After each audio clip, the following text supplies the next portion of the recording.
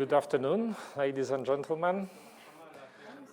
Looks like that it's high time to start our immersive workshop, because actually it's going to be an immersive workshop. So it's not a, so to say, a classic session as we got used to.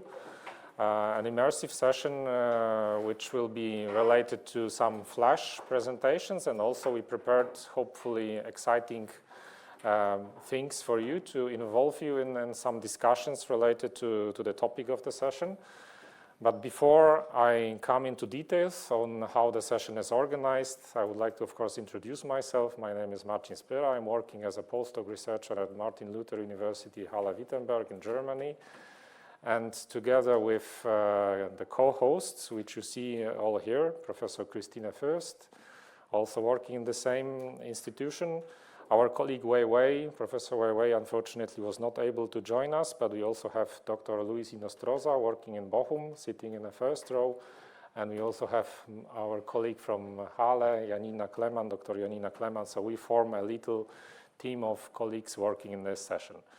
Welcome again. We are very happy to see you all here, and let me introduce a little bit some of the keywords which we used for describing the session topic. So as you see, the first big keyword is the governance. Of course, all of us have a certain understanding of what is the governance, how we do the governance. We discuss the governance more into the focus of environmental governance, and we try to focus the issue of governance into the peri-urban context.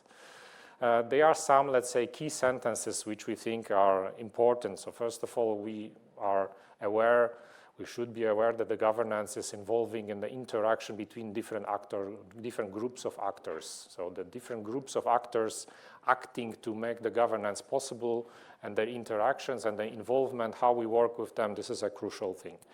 Somehow the governance, also in this understanding what we propose, is very much related to the democracy. So it involved very often in a democratic environments, in a democratic countries. That is why we also think that the governance is somehow very much related to so-called the quality of the democracy in a certain situation, certain context, certain country.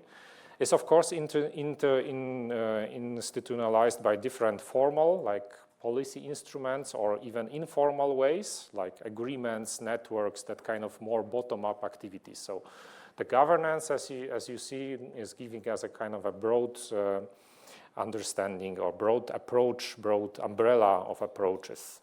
Governance approaches, which we are also going to discuss a little bit, this is more like guiding, steering, controlling, or managing of the public goods. But we also have to be aware that actually peri-urban open spaces remain hidden in between other important topics. So this is a kind of maybe a little disadvantage of the governance, that when we discuss the governance in the context of peri-urbanization, it gets blurred among different topics. The second big, I couldn't resist to put those images made by my son, actually. The other big issue which we are discussing today is, of course, the peri-urban landscape. The peri-urbanization, of course, we are all aware that the peri-urbanization, and this is what is going on right now with the cities. Some people compare the cities that they are spreading around the landscape like a scrambled egg.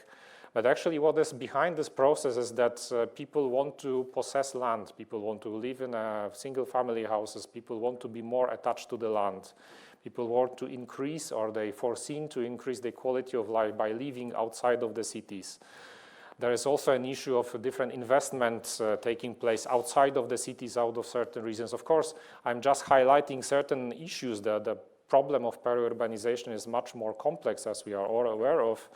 But funny enough, the upper image of these walking houses, it's a kind of a, let me say, implementation of the vision of urban planners and architects involved or introduced in the late 70s, when they were arguing that cities can actually be like walking machines. Of course, peri-urbanization is not like that, but since the process is very dynamic, so it's a kind of a walking process. Another thing is, of course, the space, because we are discussing peri-urban open space. So I took a very brief look at what was written many, many years ago by philosophers, so Plato, 400 years before Christ, already was thinking about the space, and he was saying that the space is a kind of an empty container without strict boundaries, that it needs to have a specific name, and by the name we also highlight the kind of a relation, emotional also relation towards the specific space. Some people say, and I think that this is also a little bit present in a current discussion, that the space is a kind of mother of all things. So there is a relation between things which create space, elements which create space, and the space as such. So the elements couldn't exist without the space, and the space couldn't exist without these elements. But we are, of course, discussing peri-urban open space. Just to make it a little bit more simple, we try to use the definition, the simple definition based on the land use, land covers. So we are saying that actually the peri-urban open space is actually non-built area located in peri-urban areas or landscapes which land use is not related to urban fabric, industrial, commercial, public, military, private, and transportation units, mine dump and construction sites, etc. Of course, this little definition is not perfect one. We still are eager to improve it, and we also have to be aware that this is very much related to a specific scale which we are addressing, and the scale is the regional scale and landscape scale. There are significant pressures over those peri-urban open spaces due to very dynamic situation in a peri-urban landscapes. That is why they are in dangers with diminishing. That is why we argue that peri-urban open spaces is becoming a kind of a scarce resource. So less and less of this peri-urban open space is present. And to some extent, of course, everyone, all the actors acting within the governance processes are somehow co-owners of that. So let me right now go quickly into the time plan of the session or the immersive workshop. First, after this little introduction, what I'm doing right now, we are going to invite the presentations of the participants. We would like to ask all the presenters, kindly ask all the presenters to keep the presentation within 6 minutes. Originally, in my email, I reported about 5 minutes, but since one of the colleagues was not able to join us, so we have a little bit more time, so 6 minutes per presentations. And then, if there is really a pressing question from the audience, we can, or you are invited to ask, but maybe only one question, because then after the presentations, we reserved some good time for the discussion. So the first big time slot for the discussion is going to be kind of a big wrap-up of all the presentations and all of what we have discussed so far. We have 20 minutes for that. And this is going to be made with human spectrogram. So maybe some of you are a little bit familiar with human spectrogram. It's a kind of, I think, nice, energizing a little bit tool. I'm going to explain in detail how it works. All the sessions presenters will be, and all the session chairs will be invited to create the human spectrogram based on some of the topics which we are going to identify jointly by the session chairs, identify based on your presentations, so our presentations and talks. So 2 to 3, let's see how much time we need. Topics will be discussed with the human spectrograms. Of course, all of you will be invited to participate in the discussion. And secondly, we had a little bit more ambitious plan to use a Mentimeter, but due to some technical problems, it will be a bit more complicated. But anyway, it's going to be a survey related to governance approaches, which our research group already identified in a certain study, and we are going to ask you to rate usefulness of some of the governance approaches towards tackling peri-urban open spaces. So they are closed questions, and you are going to be invited to rate them and also discuss a little bit with us them. We have 20 minutes for that, and then a little wrap-up. And then within the wrap-up, we have editors of a very nice journal, Christina and Luis, and they are going to say a few words about the special issue, what we are planning to work with. Okay, I extended a little bit too much, sorry for this. Right now, only a technical question. Do you maybe have the list of the presenters? No, we don't have a list. Because I also don't have it.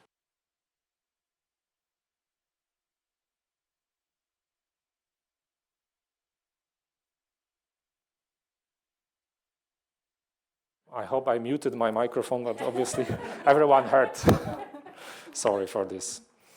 Okay, so first we have Get and Palka. Sorry if I'm using the word wrong spelling, and from WSL Switzerland, and he's going to tell us about effects of planning efficiency for nature protection and peri-urban open spaces. So please, the floor is yours.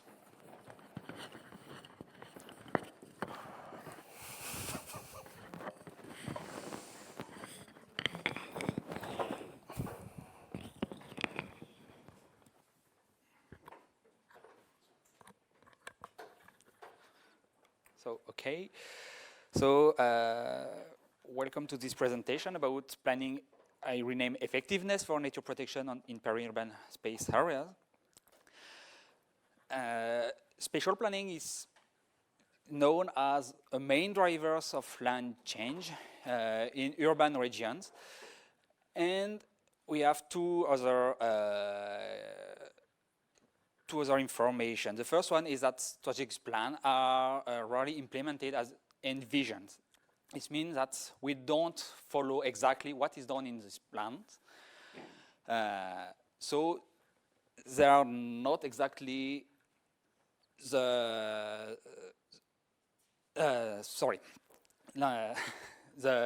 future land uses are not exactly what is in this plan. The second thing is that we can have a prospective view thanks to land change models, which are suitable tools for understanding the effect of spatial planning. So this fact that strategic plans are not implemented as envisioned is we have a loss in the effectiveness of strategic spatial planning. And the question is, what are the effects of losing effectiveness on nature protection in peri-urban open spaces? So, to extract information and add this information from strategic spatial plans into land change model, we extract this information from plans. In this case, I present some results from Lyon urban region and strategic spatial plan in this region is COD 2030. We have different information, more or less accurate, geographically or about details. And we developed a method to map the main vision of this plan that we call planning intentions. We also developed a method to quantify the planning effectiveness. For more information, Anna Eisberger will present this on Friday. This allows us to give a value for planning effectiveness. And we integrate this information into a well-known model, Kleemann model. I will mainly focus on the results. And here are 4 maps based on 4 scenarios. In the first scenarios, we consider a low effectiveness. So we estimate an effectiveness of 10% for urban management and nature protection. In the second one, we consider a high effectiveness for nature protection. In the third one, high effectiveness for urban management and low for nature protection. And in the last one, high effectiveness for both. So if I ask you to find the 7 errors in this picture, it can be a little bit complicated. I just highlighted with this red square one of the most important change between, the most important difference between these 4 scenarios. But here we don't have a clear view of what is really different. Now, if I consider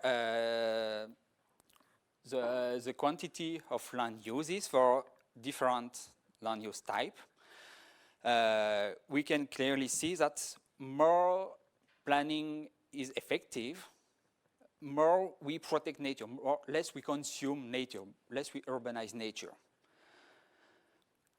more precisely, we need to understand why. That's the second diagram.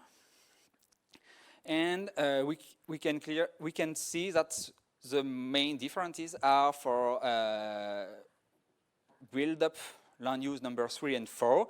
Land use number 3 is high density housing, and land use before is for low density housing. In the two first scenarios with a low efficiency for build-up, we can clearly see that we have less dense new urban area. And this is, so this consumes more urban space, more natural space, and this is made mostly, in this case, forest and agricultural areas. If you look at the southeastern part, you can see that finally there is not so many change. So why in a part of the territory we have strong changes, and why in the other part we have not so many changes? This is because we have a break in the trend. If we compare probabilities from drivers, so from the past trajectory, we can clearly see that for high density, we clearly focus on already urbanized area or area close to urban. But for low to medium density housing, we can clearly see in the northwestern part that the drivers have a lower probability or a lower strength to force low density. This explains the difference in the northwestern part. But why do we don't have the same thing in the southeastern part? If we look at the two maps on the bottom of the screen, we can see that finally suitability for build-up and suitability for nature are quite similar but opposite. In these areas, the probability for urbanization is really low based on each based on the driver's probability and based on the content of the plan. That's why we don't have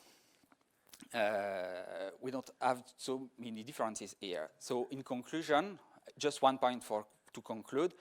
When we need to pay attention with planning, with strategic spatial planning, when we try to create a break from the past trajectory and to take in consideration the concurrency between land uses. Thank you.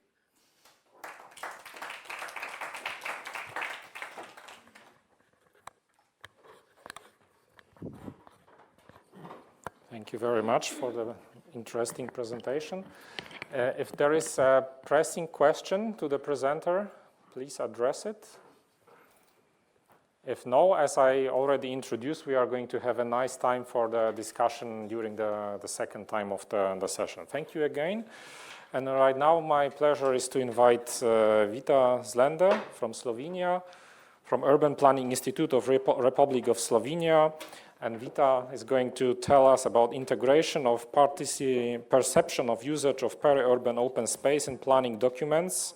How can appropriate format of information help? Vita. Also Barbara presenting. Okay, Barbara is presenting, right? No, both. Both. Okay, so we have. Yes, of course, I will. No problem.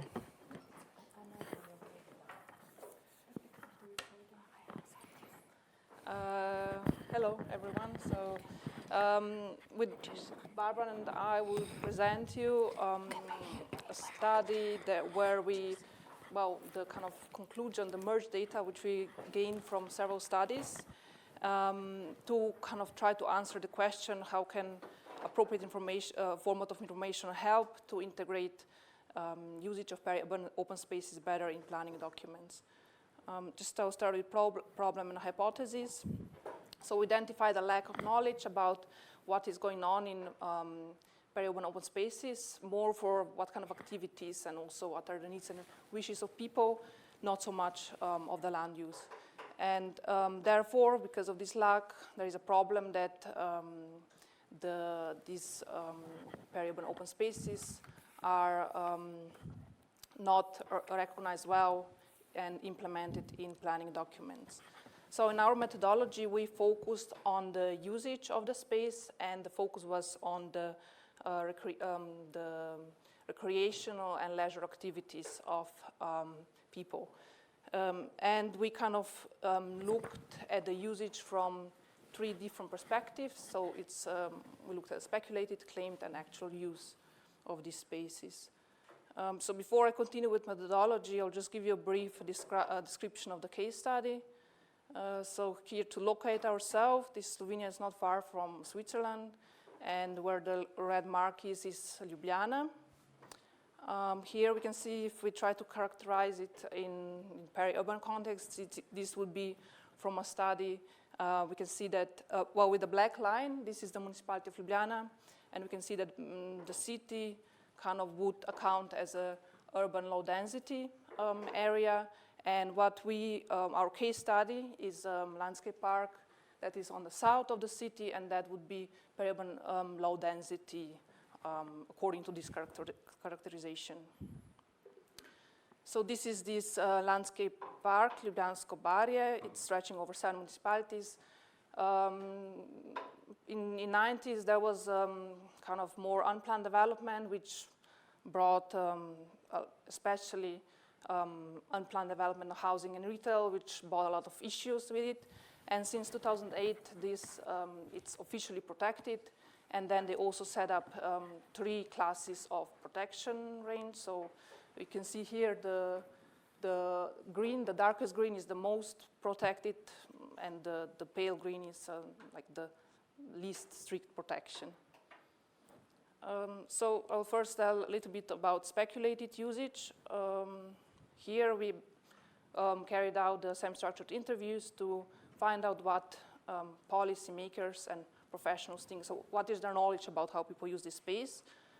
And these are the profiles that we interviewed. And here we can see that they think that people are quite ambitious in using open spaces.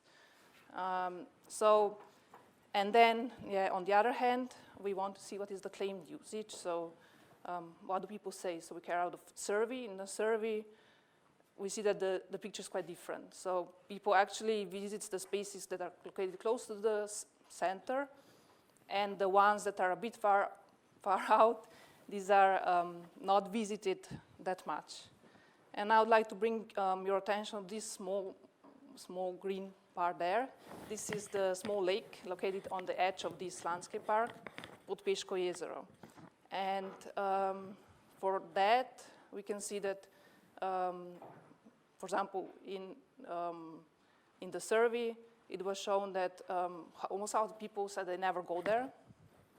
And 18% said they go less than once per year, and 23% they said they go 2 to 3 times per year. So if we try to understand how much visit per day would that be, and considering that Ljubljana, only from Ljubljana has 280,000 people, then we calculated that would be around 1,600 people per day if we think about every day in the year. So that is actually quite a lot. So then we kind of thought perhaps looking at the actual usage would be another way to see what is going on there. So that is Barbara will. Thank you, Vita. Yeah, this is from an ongoing project, actually, and it's working results at the moment. I would just like to you to pay attention to how we see what could be done in this step, what do people do, and I will just show what are the ideas we are developing in this project. So we did behavioral mapping and observation, and there are just examples for illustration what we observed. The first image, it shows where do people go, actually, in groups or individuals, all the days we observed. It was a month of observation time in June, July last summer. And then, for example, it shows what's the, I'm sorry for the language because it's still ongoing thing, and this is only for flash illustration. So it shows the number of people at the end, at the weekend and during the weekdays, and then the distribution when they come in a group, and then we can have a look how they are distributed according to the age groups, and actually frequency of use was also calculated for all the weekends observed, actually per activities, but we divided them into those which were frequent, occasional, and very rare. Okay. I just want to show you some examples that we study how the place got filled in, and that we also were looking, were people active or just in transition through the place, or were they passive there? So where they were when they were either passive in transition or active such like swimming, for example. And then the next and final step we are heading to, we are trying to figure out not how much nature do people need to feel relaxed and so on, but actually how much the nature can take. So what's the carrying capacity? How much uses can come in that place still feel comfortable? So this is our idea we are discovering, and at the moment we have some rough calculations. For example, in this particular case where it's occupied, it comes to our calculations that people can be theoretically there, each having a circle with a radius 3 to 3.5 meters there, and it still can be fine for people and the nature. And that's it. I'm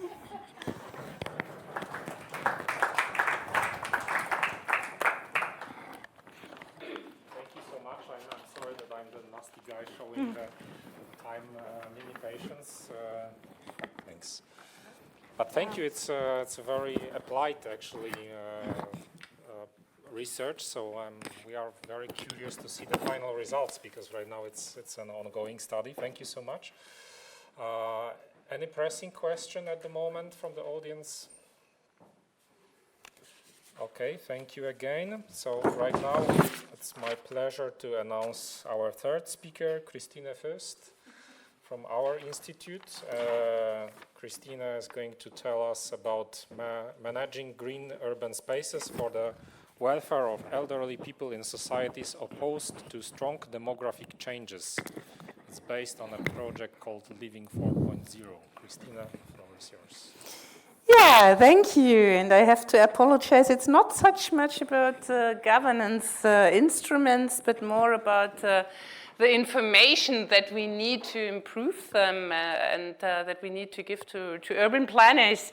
So it was born from a bottom-up initiative in Halle, the city where our university is located, where we face a lot of problems and challenges. And these can be a little bit illustrated by this triangle. So on the one side, okay, this thing is not working. Now it's working. So we have on the one side, and I think this is typical for the New Lander, demographic changes, so overaging society. On the other side, we have a lot of urban land use conflicts, people that are kicked out of the centers. Gentrification is a big problem. And we have, of course, some needs to adapt our infrastructure. And at the moment, it means that we have to think about the quality of life, the intergenerational equity in the access to services, the keeping of a metropolitan character in urban and peri-urban spaces, some demographic trends, and at least all this what means urban ecosystem services, the problem of migration, the forming of ghettos. So this is only part of our city, the very urban fringe. Those who have been there, we have this so-called Neustadt, which is the optimal socialist city and has a lot of green urban space. And what we are concerned about, many old people are pushed out from the city center to this place, and they have, of course, some changing demands. That mean they want to be close to green urban areas for recreation. They are big building blocks, so you have no chance to have your own garden or your own little house. They are concerned about the state of art of the green urban infrastructure, and of course, they want to keep it in development. So they tried to develop some real labs. Marcin was part of this, Jennifer Haug was part of this. So this is students' work where I'm reporting on. And what we try to find out, and you can see here in this urban fringe area, you see it's a lot of green and nice places.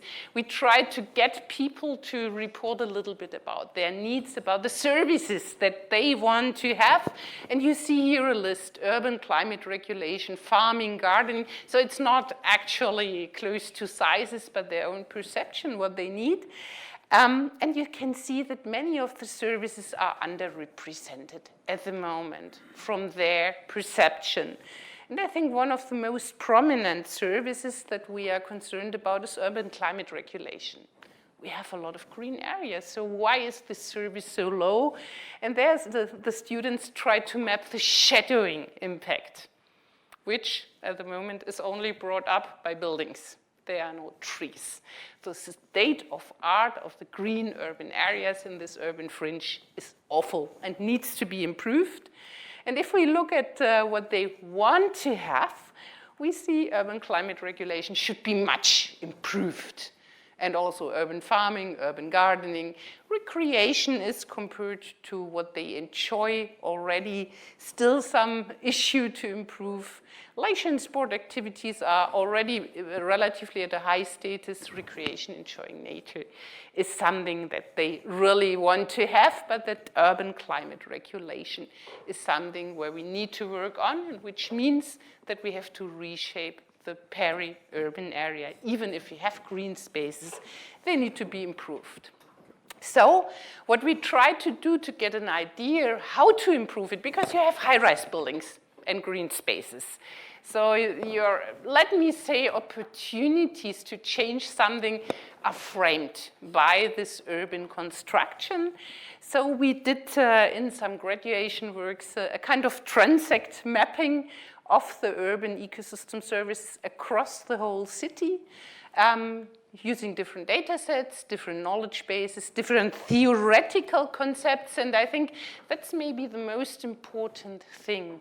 It's not enough to ask people and to describe something. We have to come to smarter assessment methods, and this means that land use, land cover, landscape matrix, the classical tool from a landscape ecological perspective, is not enough, but the visibility, accessibility, usability of green urban spaces is one big issue, and what we call metropolitan hemerotopy, which means that also building structures can contribute to, let me say, a better feeling of these urban ecosystem services, and particularly that urban climate regulation. If you think on green roofs and green facades, this is hidden behind, and we try to put it together to concept to assess all these different services groups, which we normally address in the IPAS assessments. And what came out were, I would say, a little bit more differentiated maps. Recreation, we see there are a lot of areas in Halle which are difficult to assess. Provision of food, of course, there are some green spaces which are urban agriculture, but particularly if we come to urban climate regulations, we see the peri-urban areas, the urban fringe is yellow. And this means there would be some opportunities, but the state of art of these green urban spaces is not adequate. This is what we need to announce to Kleemann and what we can improve. Coming, however, to some, let me say, critical conclusions, we have to discuss, and you see here a picture, it's very green. We have to discuss how far are those technotopes, such as those peri-urban or metropolitan areas, agglomerations, still an ecosystem? Can we use the assessment that we do in IPAS, that we do with ecosystem services? How to account better for green and gray infrastructure? This is particularly the topic of Marcin and Luis, and maybe we can have a nice discussion. we need to reclassify urban infrastructure in a way that assesses better the capacities to provide services. And what we are missing and hope to work on is particularly the 3D aspect. Shadowing of buildings is not negative, but is perceived as not so natural than other shadowing. And that's already my presentation. I'm looking forward to the discussion.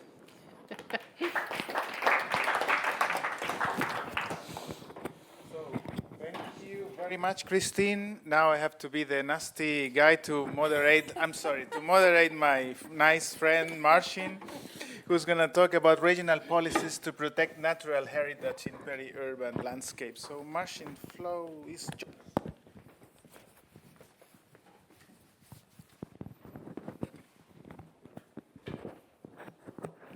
Thanks, Luis, and thank you, Christina, also for the very inspiring presentations. So now I'm going to feel how it's gonna sounds like to see those cards. But anyway, regional policies to better protect peri-urban open spaces is a study which we started some months ago with colleagues from our institute, and also some more colleagues from Warsaw, from Mazovia will join to us.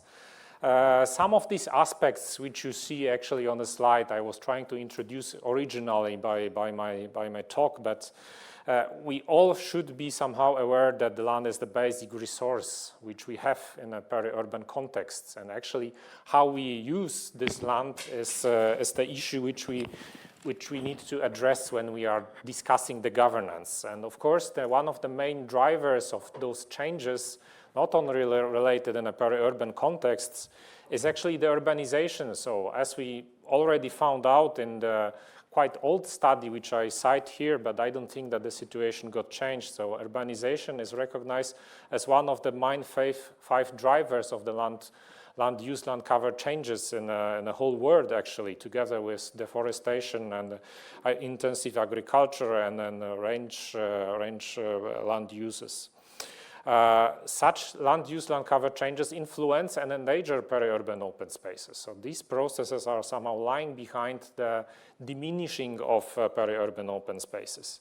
In European Union context, a recent study by the European Commission is telling us that more than 1,000 square kilometers are subject of so-called land take every year. So it shows that the process really is really massive, actually. So it's a significant thing. And that transitional elements, that transitional things are somehow the backbone of creating transitional peri-urban landscapes. Some of those images which you see right now on the screen, they are showing us, for instance, this one is taken from Flanders, and in Flanders they are estimating that actually 6 hectares per day is actually sealed. Every day 6 hectares is disappearing somehow from the map of Flanders, of this region in Central Europe, in Western Central Europe, in Belgium. This configuration of peri-urban landscapes can be, like you see on the upper image here, more polycentric. They can be more duocentric between 2 main cities, like between Halle and Leipzig, so the region where we are based, or it can be monocentric. But actually, somehow the characteristics behind the process are quite similar.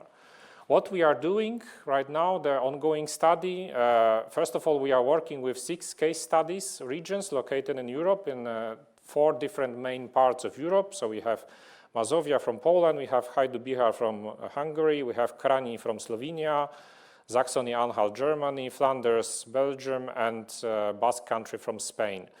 In the first round, we used some little exercise with remote sensing, land use, land cover analysis with Corina. Then we analyzed the changes in certain periods, how the Corina data is provided. Actually, we are missing the last period because recently the land use, land cover data from 2018 was released. So this is something what we still need to upgrade a little bit. Then we are working with interviews with regional policy makers from all those regions. We ask them certain questions about the existing situation, how the existing policy instrument is tackling peri-urban open spaces. Then we ask them the questions related, what kind of changes related to the policy instruments are proposed by them to better tackle peri-urban open spaces. and also about the future, how can the proposed changes be implemented. And then in a second round of our research, we are joining results from the study with remote sensing, with the surveys, with the interviews, by questions related to certain trends identified. So we are asking about the questions about the trends, and also we are asking, we asked our respondents from the regions to rate usefulness of certain governance approaches which were identified during the study. So just to go to some of the first results, as you see on the first graph here, first upper part here, the trends are different in different regions. So the most significant land take, so diminishing of peri-urban open spaces, sealing and changing of land cover to artificial surfaces were taking place in Flanders and in Saxony-Anhalt initially. Then in most of the region it dropped. In some of the regions, like in the Hajdú-Bihar, for example, this violet line here, the situation was actually quite stable. In some of the other regions, like in Slovenia and Kranj, there is not much going on about peri-urban diminishing of peri-urban open spaces. That is why there is a huge diversity of those examples. What we asked to the stakeholders, we asked about the drivers, what is lying behind. Mostly the drivers are related to lack of control elements. So there were no strict regional planning on certain periods. Also poor availability of land in the cities due to pollution were the driver behind the peri-urbanization. And also very high demand to build actually the infrastructure or business areas outside of the cities. And something very specific is that municipalities seems to be pro-investment, so they want to provide as much land for the investments as possible. So this was also identified by the important driver. The governance approaches, which were already, let's say, implemented, is first of all the more precise planning on a regional level. So it helped very much in the regions like Flanders, Mazovia, Saxony-Anhalt to decrease soil sealing, decrease those changes. Also rising awareness, like in Mazovia, and some bottom-up activities like acting against, so to say, wild urbanization. We also take a specific look on some regions, and this is only an example of what is going on currently in the Mazovia region. So you see some land use, land cover changes. You see the more detailed analysis here. Some drivers behind those changes, again, in general, saying urban sprawl and intensive peri-urbanization is the overall driver, of course. Also, there are some difference in land rent. What is maybe also an important issue is that accession of Poland to European Union, which somehow forced there a different, yes, I saw it, Luis, thank you, forced there the sealing of land, so also rising prices, etc. Okay, since I was almost, Luis cannot switch off my mic, that's a good thing. But anyway, the last slide, just to conclude, we are actually running right now a networking project. We are starting it very soon, the 1st of May. So if you are interested with discussing that kind of issues with our team, please feel invited to contact us during the break. The networking project is using the general umbrella of peri-urbanization and governance, and we are eager to also provide and prepare a project application Horizon 2020. Thanks so much. Sorry that I extended 1 minute, I guess, but I hope it's okay. Thank you. So, thank you very much, Marcin. If there are no urgent questions, maybe I can give the floor back to you, and then you can. I have a mic. Thanks, Luis, for moderating. And right now, the pleasure of me is to invite our next speaker from University of Delhi.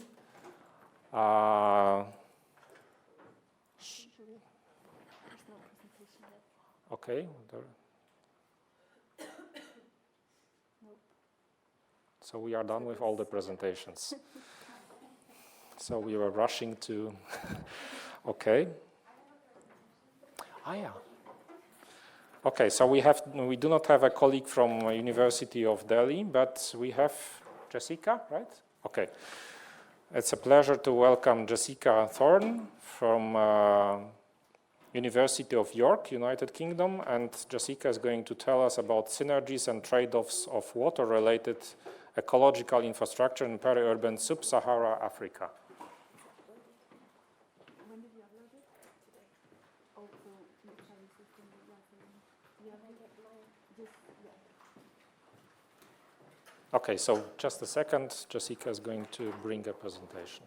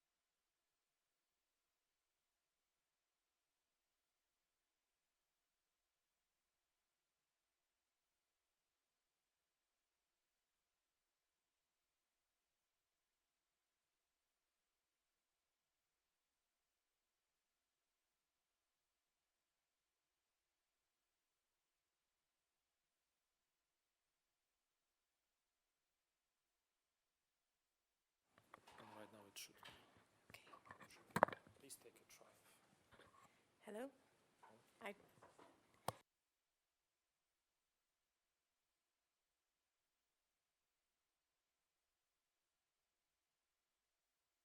Sorry, I haven't used this one before. And now you just hang this around your head like that.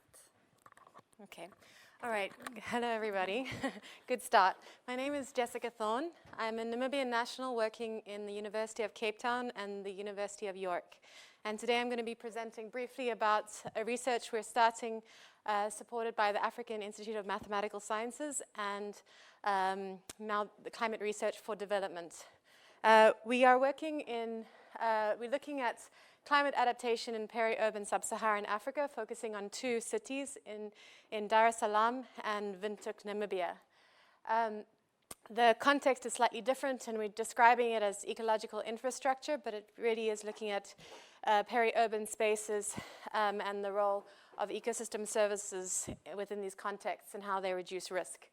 So the challenge is that we see that climate, demographic, economic change, and accelerated urbanization, as well as increased pressure on natural resources, is a major challenge in this region. And we're expecting urbanization to triple in the next 30 years. 72% of the urban population in sub-Saharan Africa lives in poorly planned settlements, and this is what I'm describing as peri-urban areas. And in the context of climate change and increased extreme events, we're seeing a lot of smallholders' ability to be able to cultivate crops, leading to disrupting their essential health and services. And so they're moving to the urban periphery in order to deal with these changes. But this is also meaning there's a lot of growing uncertainty and converging pressures, as well as multi-scale interactions and non-linearity. So we're seeing new types of changes and risks. And so this leads to impacts both on natural resources and food security, both in the rural origins and their destinations. And so we're seeing seasonal and permanent migration. And this is leading to a deterioration of overstretched infrastructure and services, growing informal settlements, poor working conditions, rising inequality, and alteration of hydrological cycles.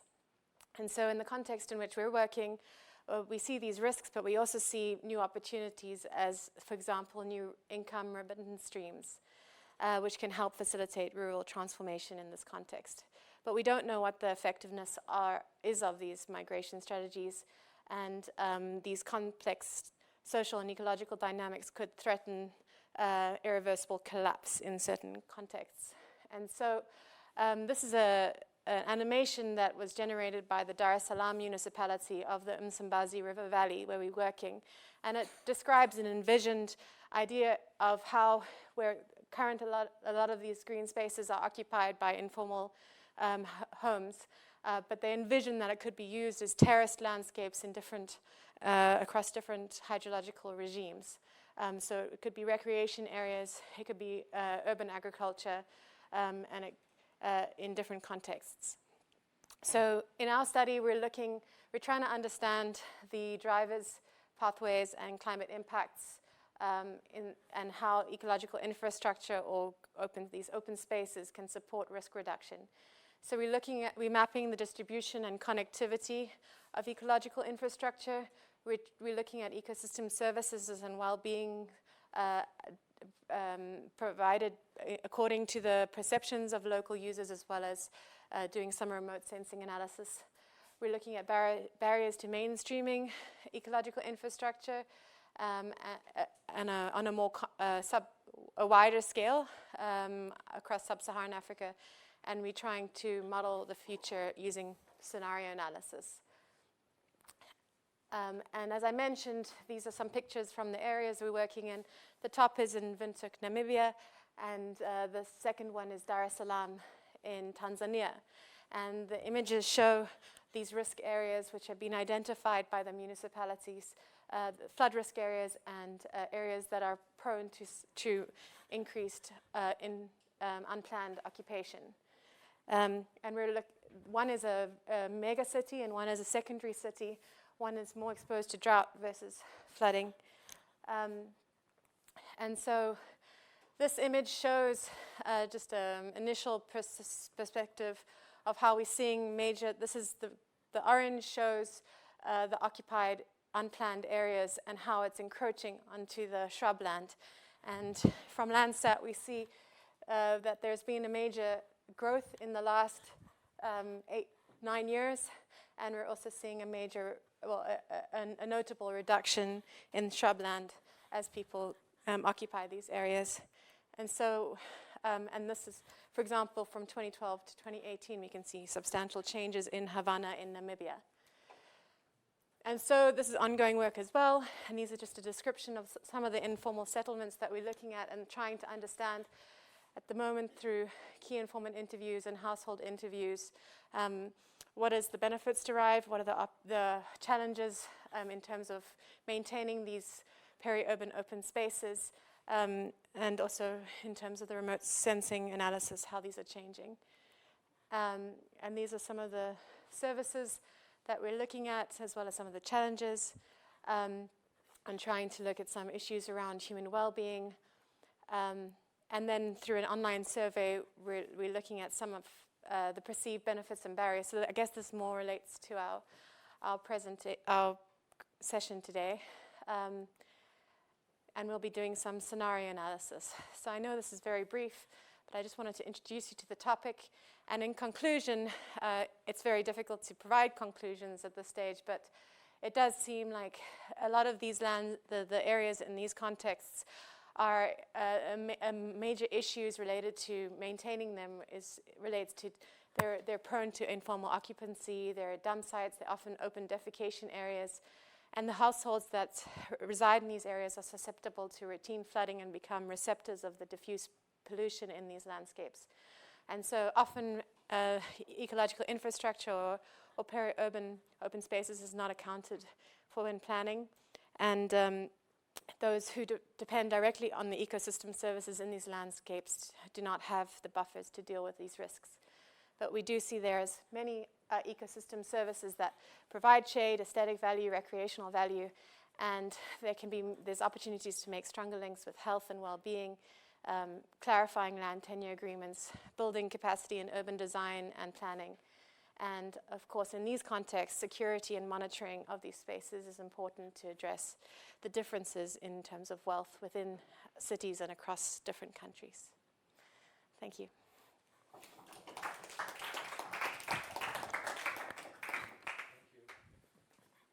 Thank you very much for bringing us to a little bit different context as well. So we shifted from our well-known Europe. Thanks a lot for this interesting presentation. I guess this is, I do not see more presenters, and I know that we do not have anything more uploaded. So right now we would like to use maximum 5 minutes among the team of the session conveners to define the topics for the human spectrogram. So a little technical break. If I may kindly ask you maybe not to leave the room so far, because we need to try to be on time, but we also need a few moments to discuss. So then we are going to provide you the topics for the discussion and prepare the human spectrogram. So just a little technical break. Thank you.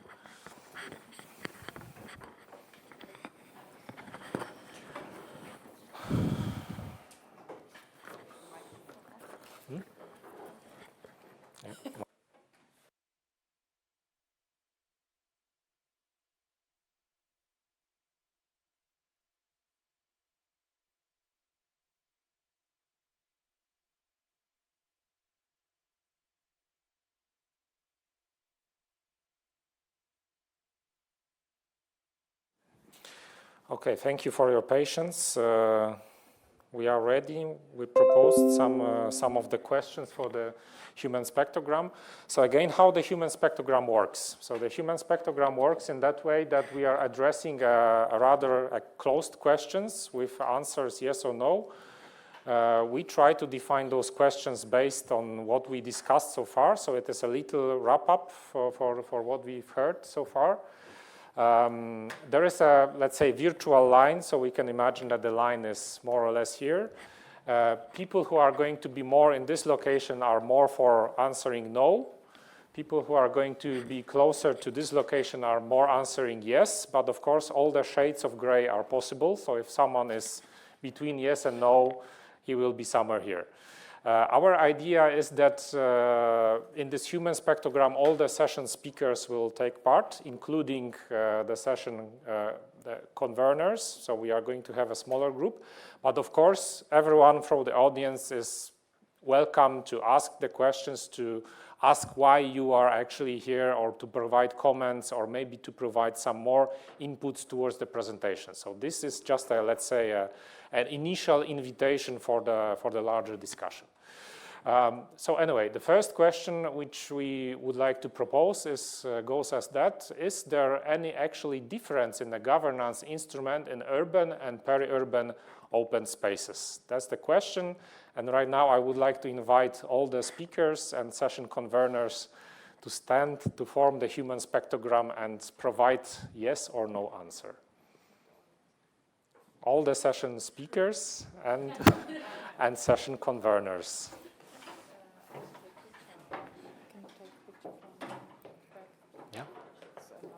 What is the no? There. You can see it on the screen. Yeah, but I stick to the middle. Okay.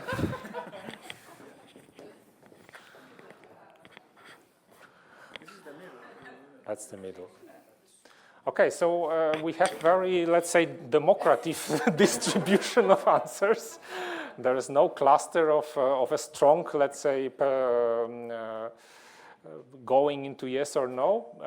I don't know, maybe we can start from strongly yes. Christina, can you justify why yes, why your answer is yes, that there is any difference in the governance instrument in urban and peri-urban open spaces? I think it's yes, because very often we consider peri-urban spaces to be urban fringes, and this is not true. Peri-urban space is dynamic, and it's often shared between the border of a municipality and the surrounding area. So there are quite different actors with quite different instruments to influence the development of these spaces. And if we think on informal settlements, on the development of such spaces, this is nothing which we can cover currently only with one instrument alone. But there are also non-legal instruments such as investment, such as knowledge, such as transition paths to move to peri-urban spaces that really shift the development of these areas. And so for my perspective, yes, the instruments are completely different because they are holding different hands. Thanks so much. I would echo what she's just said, and especially in the context of what my case studies I was presenting, many of the governance structures within the urban environment are not welcome in these peri-urban areas, and they'll be they sometimes do not even enter some of these areas. So the application that is not relevant, and often it's very much at a much more localized. There might be warlords that are operating in these certain areas, so they will be, and they might be at a much more community level. Thank you. Luis? Can I change? Too late. No, it's just a joke. I think I'm standing in the middle because I see, I pick some of the things Christine is saying, but if you think in terms of scale and geographical location, I think that is very much depending now. I mean, it's context dependent. If I put, let's say, my hometown city, Punta Arenas, which is very small, I mean, actually we don't have problems of peri-urbanization because the city is so small, no? That is kind of very concentrated, and actually we have other kind of problems, no? And in terms of governance, the city is tiny, and the size of the municipality is maybe the size of Switzerland or something like that. I mean, it's really, so there's no peri-urban. So, but then if I think in other contexts, then I might find a reason that the instruments are going to be different. Thanks a lot. Our next speaker. So a Swiss answer in the middle of yes or no. The part for the yes is because that's not exactly the same topic, the same questions. So that's not exactly not the same tool. That's not exactly managed the same way. So governance instruments can be considered different, but at the same time, no, because finally the same questions, the same core question can be the same. And we try to optimize things, even if it's context dependent and land use or topic dependent, it's quite the same core questions. And it's what we can see in some urban regions, for example, they try to merge the tool to have tools that can work together, and so they move their tools to something which is less different. Mm-hmm. Thanks. So now we are moving to the other side of the spectrogram. Why no, Vita? Well, I kind of, in a way, I agree with Luis that, I think you cannot generalize it so much. It's just really context specific. So, and perhaps, there can be small places and there is no periodization. Perhaps it's more than this differentiation between urban, peri-urban, urban, and rural, and there is no peri-urban in between.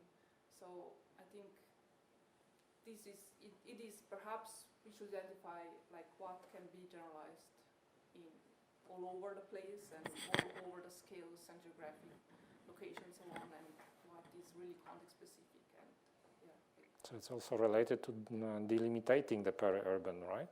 Exactly. Mm-hmm. Barbara?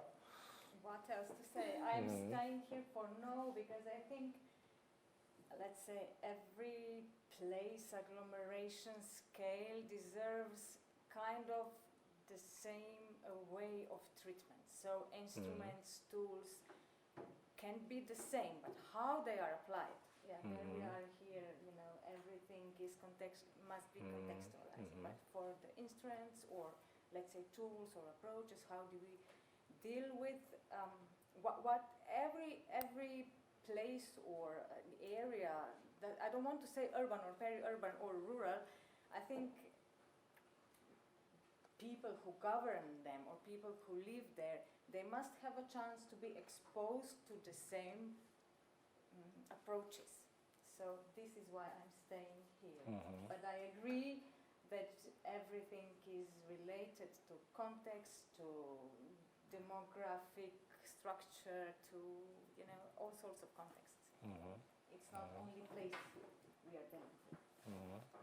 Okay. So you say that actually we can use similar instruments, but of course we have to use it in a way that we adapt them to the context. So it's not the question that we somehow define very specific peri-urban governance instrument. We can use the existing ones, but in a, let's say, adaptive way, and in a way that they are somehow being more tailored for the peri-urban context. Yeah, I mean, this is my perspective because I also come from research background. I'm not at the governance side. I'm the one who tries to give them ideas what and how to do, and I'm happy to give all of them the same idea, and now you make it, take it, use it for your own, purpose.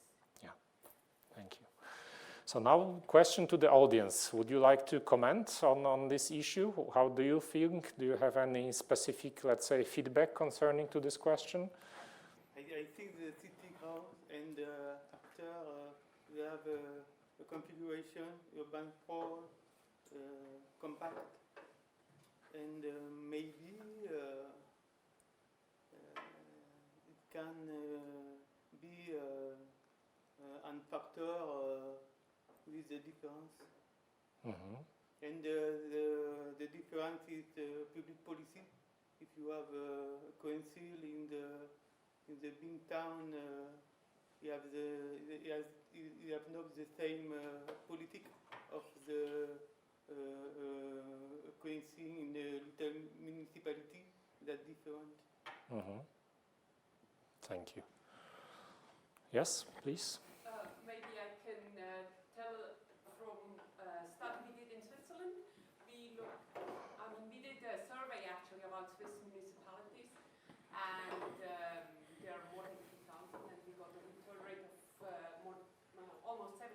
So there are really a lot of municipalities who answered, and we asked which instruments they have for combating sprawl.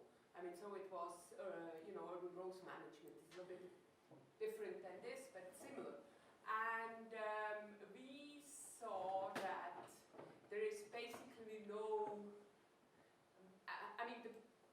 there are no easy patterns to see. You can't say that municipalities in the very urban area or the urbanized municipalities have different instruments. You can't say that. The rural municipalities and the urban might share the same instruments. The only thing we saw is actually that the larger in population a municipality is, the more different instrument it generally has. And that is most likely related with the capacity of their administration to write more bigger plans and instruments and so on. But that's what we saw.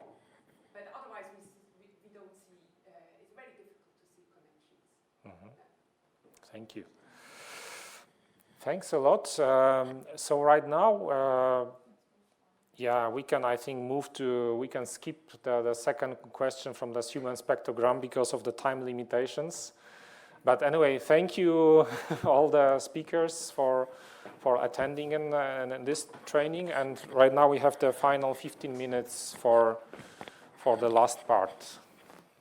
Yeah, as you have seen, I prepared some slides for a live voting, but unfortunately we did not use Slido and it's not working.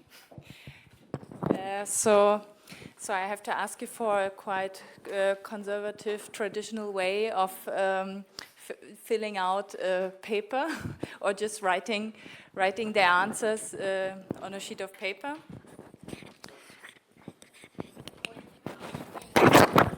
For what? But it's a Likert scale from 1 to 5, so I think it's easier if everybody would write down the number and like the number of the question, and then also from 1 to 5. So we would like to know from you. So we have a list of 15 different governance approaches for protecting peri-urban open spaces at the regional level. And so we go one by one. If you think this governance approach is in general relevant or not relevant at all for protecting peri-urban open spaces. So here, 2.1 is the first governance approach, expanding the awareness of the ecosystem services concept in different governance actors groups. So 1 means this governance approach is not relevant at all, or 5 means it's highly relevant. What it means reparceling plots? Okay, this is the second part. That's already the second governance approach. But okay, yeah, we can move on already to the second governance approach, reparceling plots. Maybe you can give more. This is a very specific approach which was identified by our colleagues from Flanders. And at the end, it's a kind of a basic thing that they want to actually change the way of using certain plots by changing the land uses and the plants. So that is why they call it that. We would like to provide certain instrument which allows us to reparcel the plots, to change the land use of those plots, to better address protection of peri-urban open spaces. So this is kind of a specific approach which they try to implement related to changing the land uses of specific plots to better protect peri-urban open spaces. It's a little bit tricky to explain it.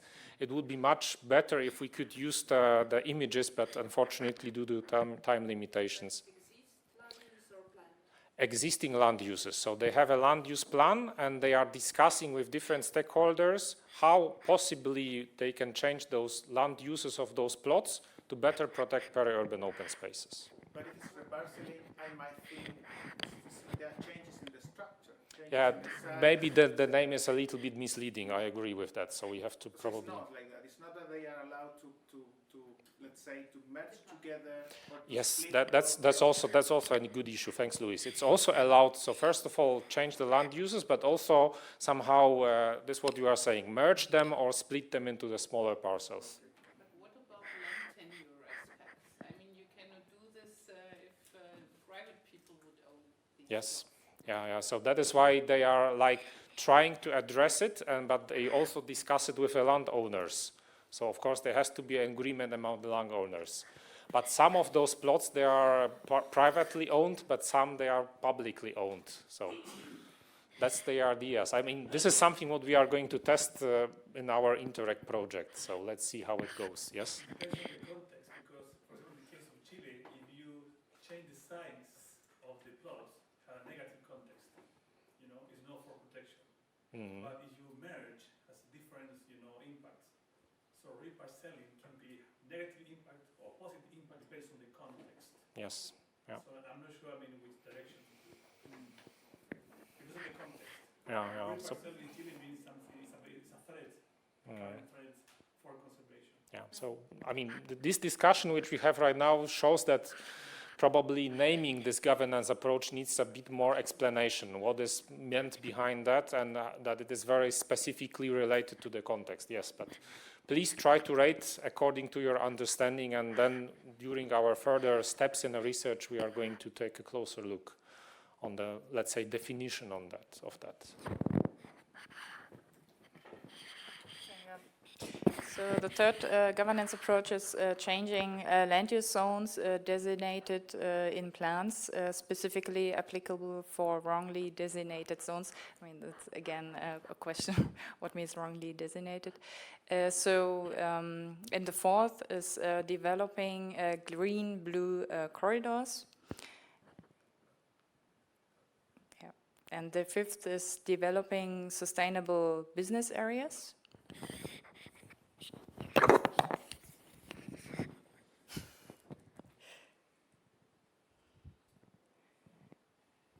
The sixth governance approach is harmonized strategic approaches at policy level. I missed the number 5. Sorry.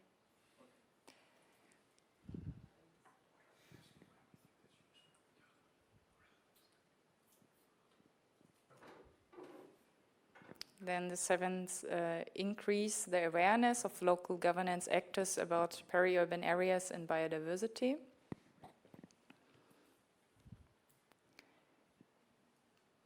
Then the eighth is long-term sustainable governance methods based on the supportive governance environment.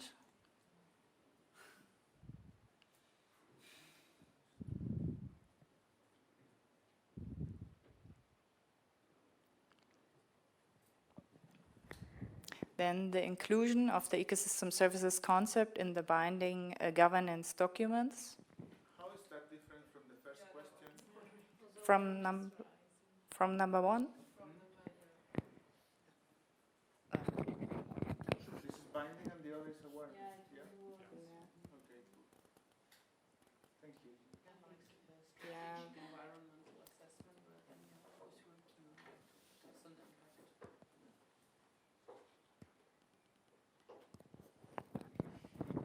Yeah, then encouraging the development of Natura 2000 areas and other similar areas.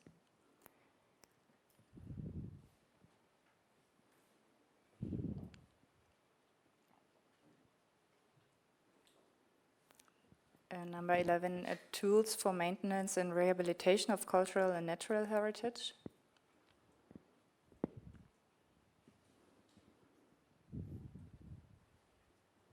Then the need to clarify the boundaries between cities and villages.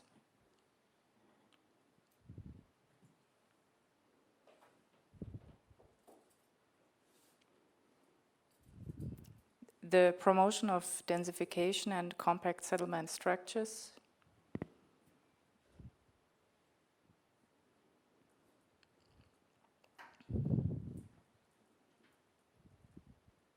The reuse of brownfields.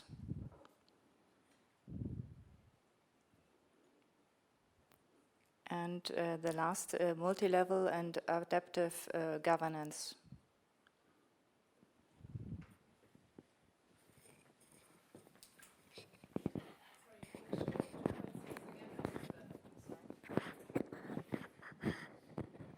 So as you see, it is actually not easy to, let's say, define and name those governance approaches. So this, what you see, it comes from the study which we are working with our 6 case study regions. And these approaches, as you see them right now, they are identified and described based on the first part of this study, first part of the survey. 2 little questions to you. If some of these approaches were misleading to you, the name was not precise, please also mark it, because it is also a kind of an important information for us that maybe we should either better define this approach or even skip it from the research.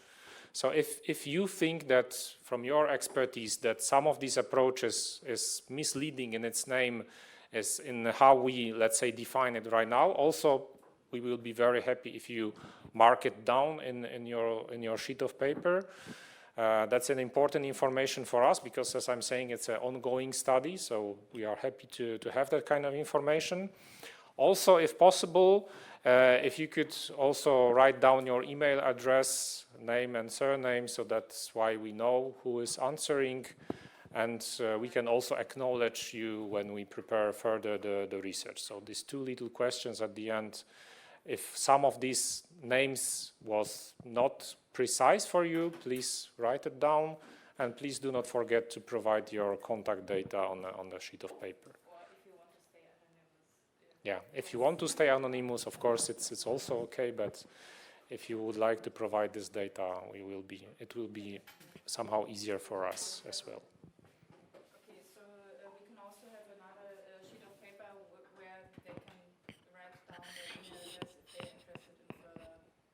That's also possible, yes. Yeah. Okay, so maybe if you do not want to provide your email address with your answers, then we are going to create a separate sheet of paper for your email addresses.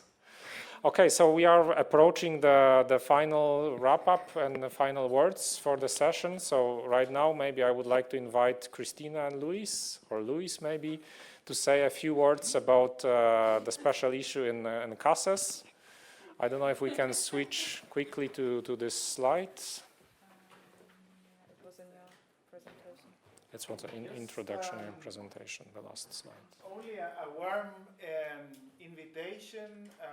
We would like actually to have a special issue as a result of this session, and also, as Marcin mentioned, with the session we are preparing for Milano for the IALE in July.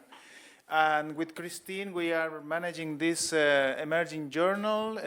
It's an open source, focusing on all aspects of change. So I think that the topic of this session and most of the presentations we have seen today, they fit quite well. And the good news are that we have free cost for authors, so there is no fee for submissions. We have also with Christine the compromise that when we have, let's say, a good quality submission, that means there is a structure and the aims and objectives are clear. We are committed to have a really fast review process. This is a single review journal, so it means that, I mean, just the reviewer is going to know your name, but you cannot know the name of the reviewer. So let's say if the submission is well structured, you can have the paper published within 2 months, I would say. So it's just an invitation, and then, of course, if we can gain momentum with the contributions, then we can actually split the issue, all the papers in an issue, and have an editorial, etc. So then the invitation, if any of you might be interested to overtake, let's say, the guest editing in this special issue, it would be also great for us. So just approach us and then let us know. Don't know, Christine, if you want to add something.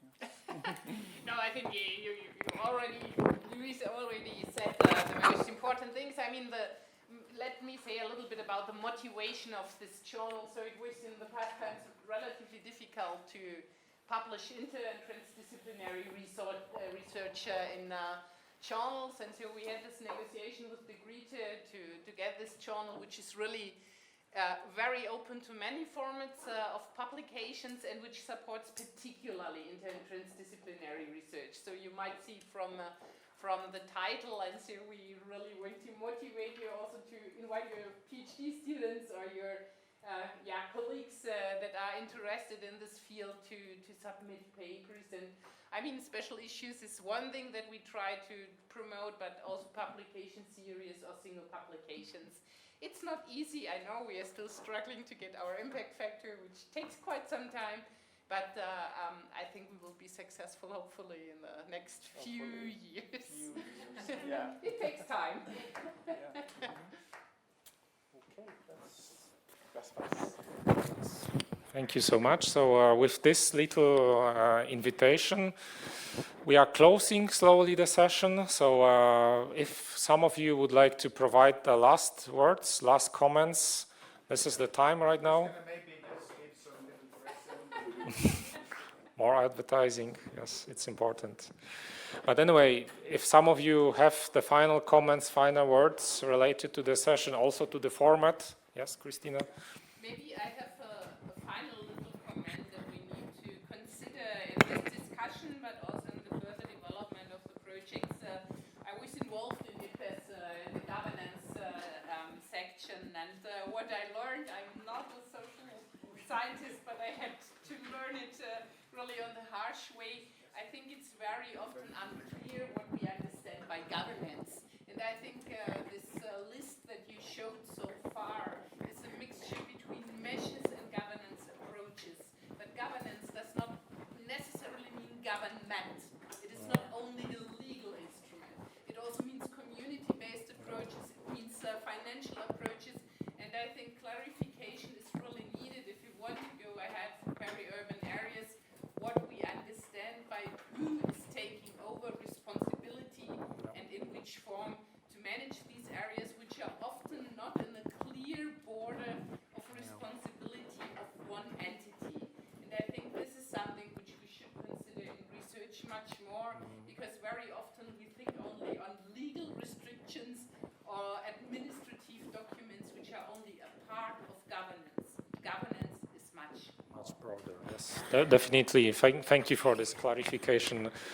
question and comment. Definitely, I agree. And this is actually what I was trying to express, that we are discussing the governance between different governance actors. And of course, the governance actors are related to different administrative boundaries.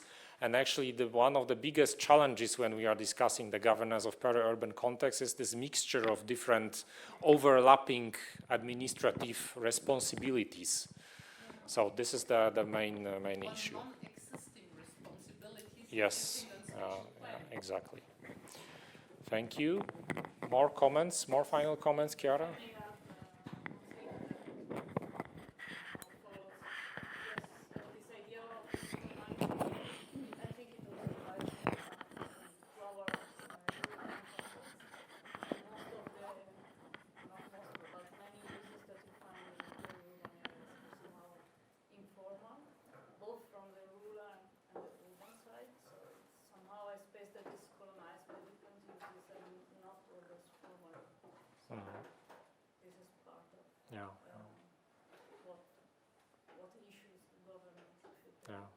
So the informality, important and challenging on the same moment, right? I agree, totally agree. Who is governing informality? Yes, that's a good question, yeah. That's a good topic maybe for the next session. Governing the informality. Thanks. More comments, questions? Thank you so much again.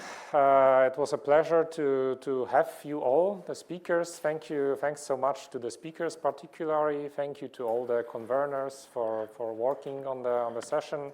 Thank you all the attendees to be with us. I hope that you enjoyed this a little bit immersive format. And if you have any questions, we are happy to answer them. Thank you and see you around. Thanks.